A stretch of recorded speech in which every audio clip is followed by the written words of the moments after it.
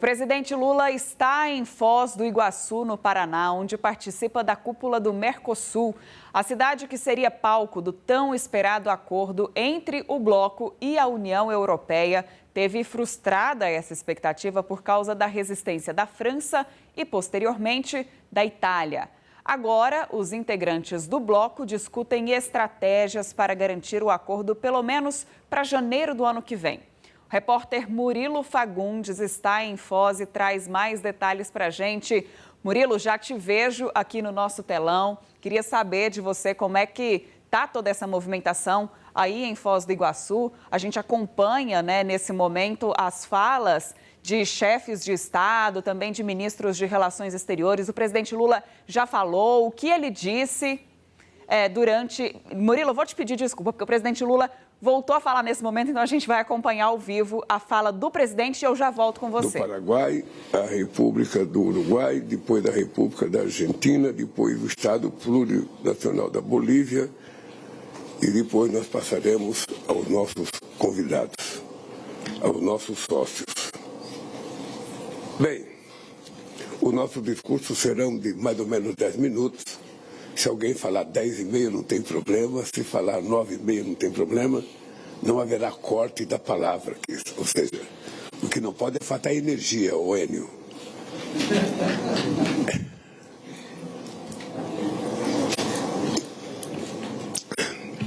Eu não sei se a tradução está chegando a todos vocês com precisão. Bem, é uma alegria receber o chefe de Estado do Mercosul em Foz do Iguaçu. Nosso bloco dá as boas-vindas ao presidente Rodrigo Paz da Bolívia, na pessoa do chanceler Fernando Aramayo. Também acolhe mais uma vez o presidente José Raul Mulino, do Panamá, nosso mais novo Estado associado. Esta cidade é especial. Foi aqui que há 40 anos os presidentes José Sarney e Raul Alfonsin inauguraram 2 pontes. A primeira foi a ponte da fraternidade que liga Foz do Iguaçu a Porto Iguaçu. A segunda foi a Declaração de Iguaçu, que lançou as bases para a criação do Mercosul. Em um mundo em que erguer muros parece mais fácil do que construir pontes, esse exemplo merece ser lembrado. Ontem, inaugurei a ponte da integração que conecta Foz do Iguaçu ao presidente Franco no Paraguai. E hoje o presidente Santiago Peña inaugura do lado do Paraguai. Eu não posso ficar para hoje, ele não pôde vir amanhã, ele não pôde vir ontem, eu não posso ficar hoje, então serão 2 inaugurações, feitas do lado de cada país. Ontem faltou energia no meu discurso, espero que não falte energia no seu discurso hoje. Bem, eu espero que essa nova ponte se torne mais um símbolo da nossa determinação de caminhar juntos. É importante lembrar que a primeira ponte foi feita em 1965 e essa segunda ponte levou 20 e poucos anos de discussão até a gente poder inaugurá-la. Poderia ter sido mais rápido, mas não foi. De qualquer forma, eu acho que é um exemplo extraordinário para aqueles que querem construir muros. Nós estamos dando exemplo de que construir ponte para passar mercadoria e para o povo dos países transitar livremente é um exemplo de que a liberdade de ir e vir tem que ser assegurada e as fronteiras não podem ser proibitivas. Meus amigos e minhas amigas, construir uma América do Sul próspera e pacífica é a única doutrina que nos convém. Há quem argumente que avançar na integração é abrir mão da soberania. Mas as verdadeiras ameaças da nossa soberania não são de outra natureza. Elas se apresentam hoje, sob a forma da guerra, das forças antidemocráticas e do crime organizado. Passadas mais de 4 décadas desde a Guerra das Malvinas, o continente sul-americano volta a ser assombrado pela presença militar de uma potência extra-regional. Os limites do direito internacional estão sendo testados. Uma intervenção armada na Venezuela seria uma catástrofe humanitária para o hemisfério e um precedente perigoso para o mundo. A força dos regimes democráticos também vem sendo colocada à prova. A democracia brasileira sobreviveu ao mais duro atentado sofrido desde o fim da ditadura. Os culpados pela tentativa de golpe de 8 de janeiro de 23 foram investigados, julgados e condenados conforme o devido processo legal. Pela primeira vez na sua história, o Brasil acertou as contas com o passado. Enfraquecer as instituições significa abrir espaço para o crime organizado.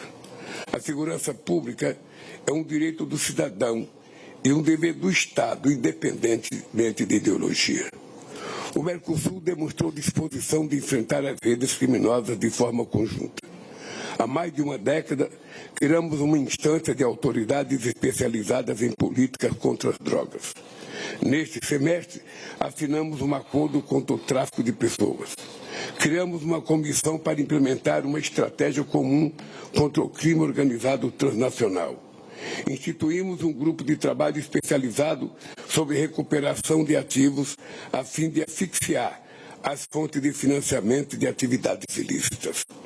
Concordamos que a internet não é um território sem lei e adotamos medidas para proteger crianças e adolescentes e dados pessoais em ambientes digitais. A liberdade é a primeira vítima de um mundo sem regras, mas essa é uma luta que vai além do Mercosul. Não existe hoje, em funcionamento, uma instância de abrangência sul-americana dedicada a esse problema. Por isso, em consulta com o Uruguai, o Brasil pretende propor a convocação de uma reunião de ministros da Justiça e de Segurança Pública do Consenso de Brasília para discutir como fortalecer a cooperação sul-americana no combate ao crime organizado. A América Latina também ostenta o triste recorde de ser a região mais letal do mundo para as mulheres. Segundo a CEPAL, 11 mulheres latino-americanas são assassinadas diariamente. Enviei ontem para a ratificação do Congresso Nacional acordo que permitirá que mulheres beneficiadas por medidas protetivas em um país do bloco tenham a mesma proteção nos demais países. Gostaria de propor ao Paraguai, que assume hoje a presidência do bloco, que trabalhemos para criar um grande pacto do Mercosul pelo fim do feminicídio e da violência contra as mulheres. Senhoras e senhores, desde nossa última cúpula, os fundamentos do comércio internacional foram gravemente abalados. Apesar das dificuldades, a corrente de comércio do bloco com parceiros externos cresceu. Quando as portas se fecham em outros lugares, o mundo busca o Mercosul. Só nos 10 primeiros meses de 2025, o fluxo comercial externo do bloco superou 630 bilhões de dólares. Diversificar parcerias é a chave para a resiliência das nossas economias. Ao cabo de 26 anos de negociações, esperávamos assinar finalmente o acordo da associação com a União Europeia. Desde 2023, trabalhamos para garantir que o acordo contribuísse para o desenvolvimento econômico do Mercosul, sem afetar políticas industriais e de incentivo à inovação e sem prejudicar setores sensíveis. Aceitamos a adoção de cotas a produtos agropecuários e o estabelecimento de um mecanismo de salvaguardas, resguardando o nosso direito de reciprocidade. Chegamos a um entendimento vantajoso para os dois lados. Tínhamos em nossas mãos a oportunidade de transmitir ao mundo mensagem importante em defesa do multilateralismo e de fortalecer nossa posição estratégica em um cenário global cada vez mais competitivo. Mas, infelizmente, a Europa ainda não se decidiu. Líderes europeus pediram mais tempo para discutir medidas adicionais de proteção agrícola. Recebi ontem, dos presidentes da Comissão Europeia e do Conselho Europeu, carta em que ambos manifestam expectativa de ver o acordo aprovado em janeiro. Sem vontade política e coragem dos dirigentes, não será possível concluir uma negociação que já arrasta por 26 anos. Enquanto isso, o Mercosul seguirá trabalhando com outros parceiros. Em setembro, firmamos o acordo com a Associação Europeia de Livre Comércio, a EFTA, um conjunto de países que somam um PIB de quase US$ 1,5 trilhão de dólares. Neste semestre, demos início à discussão sobre a ampliação de acordo com a Índia. Retomamos as tentativas com o Canadá e avançamos nas negociações com os Emirados Árabes. Adotamos marcos para negociar uma parceria estratégica com o Japão e um acordo de preferências tarifárias com o Vietnã. Na região, esperamos progredir rapidamente na negociação de um acordo com o Panamá. Precisamos ainda atualizar os acordos com outros países sul-americanos, como Colômbia e Equador. O comércio intrarregional na América do Sul está muito aquém do seu potencial. Corresponde a apenas 15% do fluxo comercial, enquanto na Ásia e na Europa isso representa 60%.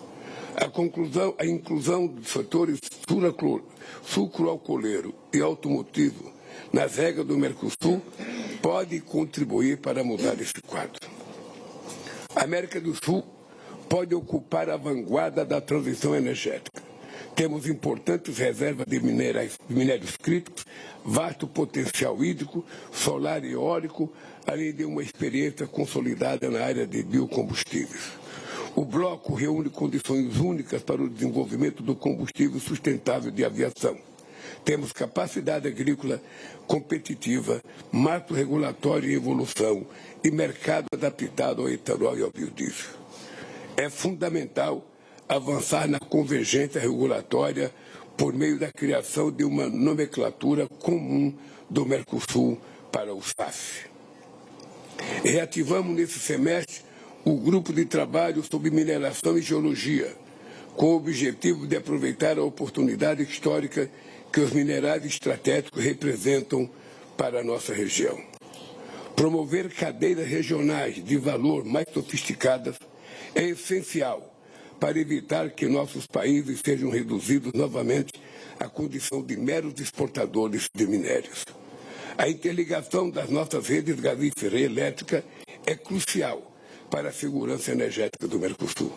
Ela aumentará a nossa resiliência diante de crises climáticas e choques econômicos externos. O Brasil está avançando em ritmo acelerado na implementação do seu programa Rota da Integração Sul-Americana. Continuamos empenhados em trabalhar com todos os países vizinhos para conectar nosso continente de norte a sul, do Atlântico ao Pacífico. A integração em infraestrutura não tem ideologia. São dezenas de obras de melhoria de rodovias, hidrovias, ferrovias, portos e aeroportos, além de infovias e linhas de transmissão, com potencial para dobrar o comércio intrarregional em poucos anos. Seguimos comprometidos com o Mercosul, que reduz as assimetrias entre nossas economias. Por isso, iniciamos as discussões para inovar o Fundo de Convergência Estrutural do Mercosul, sob a forma do FOSEM II. O Brasil está consciente da necessidade de aumentar as contribuições para o FOSEM, sobretudo após a entrada da Bolívia, e segue comprometido com a iniciativa. A integração regional só vai ganhar concretude se tiver impacto na vida das pessoas. Propusemos a criação de um fundo garantidor sul-americano, com capital inicial de US$ 500 milhões, para oferecer crédito produtivo para pequenos empreendedores, especialmente mulheres. Também realizamos nesse semestre, em formato virtual, a Cúpula Social do Mercosul, recuperando a tradição da participação social no bloco. Temos pendente a tarefa de retomar a realização de cúpulas presenciais. As críticas e sugestões da sociedade civil são insumos imprescindíveis que nos movem adiante. Amigas e amigos, O ano de 2025 traz uma lembrança triste para o Cone Sul. Há 50 anos foi lançada a infame Operação Condor. Esse episódio terrível da nossa história nos ensinou uma valiosa lição. Se regimes ditatoriais se articularam para perseguir seus cidadãos, cabe aos governos democraticamente eleitos trabalhar juntos para garantir a todos uma vida melhor, com base na promoção e na proteção dos direitos humanos. Mesmo que alguns se mostrem saudosos de antigos ditadores, devemos insistir em caminhar para frente, nunca para trás. Por isso, quero agradecer a todos os sócios do Mercosul por terem colaborado com a presidência brasileira para escrever mais um capítulo da nossa história comum. E, por último, um comunicado aos companheiros. A data do dia 20 de dezembro para essa reunião foi marcada a pedida da União Europeia. Tanto a companheira Ursula von der Leyen quanto o companheiro Antônio Costa pediram para que a gente fizesse a reunião no dia 20, que eles gostariam de vir participar dessa reunião, aqui no Brasil. Pois bem, tudo estava certo. Todos nós sabíamos a posição da França histórica, ninguém tem novidade. Na última semana surgiu um problema com a primeira-ministra Meloni da Itália, não um problema com o acordo firmado entre Mercosul e União Europeia, mas de um acordo firmado entre a própria União Europeia, porque a Meloni dizia que a distribuição de verba para a agricultura na União Europeia estava prejudicando a Itália. E ela então estava com um problema com os produtores agrícolas que ela não poderia assinar nesse momento o acordo. Então, eu tive uma conversa por telefone com ela, ela disse textualmente que no começo de janeiro ela está pronta para assinar.